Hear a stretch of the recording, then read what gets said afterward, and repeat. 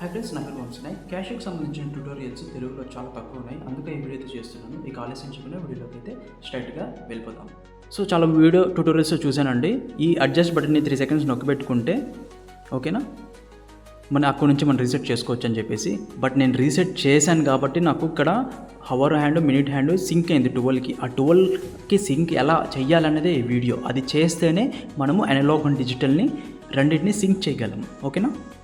So first of all analogue digital రెండు sync అవ్వాలంటే first digital clock ఒక time అనేది సెట్ చేసుకోవాలి. సో అది ఎలా సెట్ చేసుకోవాలి ఇప్పుడు మనం చూద్దాం. సో ఈ వాచ్లో ప్రస్తుతానికి టైం అయితే కరెక్ట్గా అయితే ఉంది, బట్ ప్రాసెస్ అయితే చూద్దాం. ఈ అడ్జస్ట్ బటన్ ఉంది కదా, దీన్ని ఒక 3 సెకండ్స్ హోల్డ్ చేసి పెట్టుకోండి.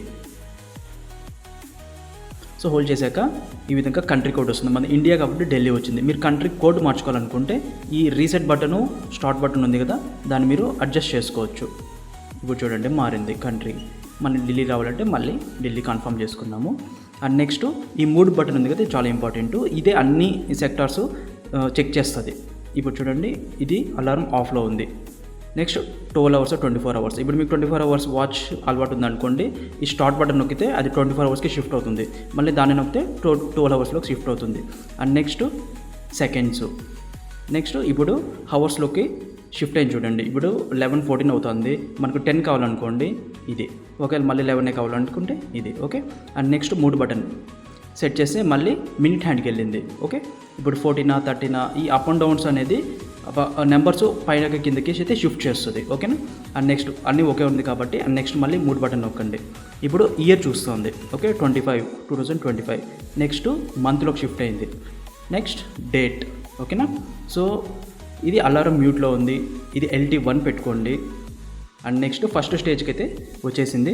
సో మీకు అన్నీ ఓకే అన్నప్పుడు ఈ అడ్జస్ట్ బటన్ ఉంది కదా, దాన్ని ఒకసారి ప్రెస్ చేయండి. Adjust button is nothing but confirm button. దాన్ని ఒకసారి ప్రెస్ చేశారనుకోండి, అనలాగ్ డిజిటల్ రెండు సింక్ అవుతాయి. ఇప్పటికీ కూడా మీకు రెండు సింక్ అవ్వలేదంటే ఇప్పుడు చెప్పబోయే ట్యూటోరియల్ మీకు హెల్ప్ అవుతుంది.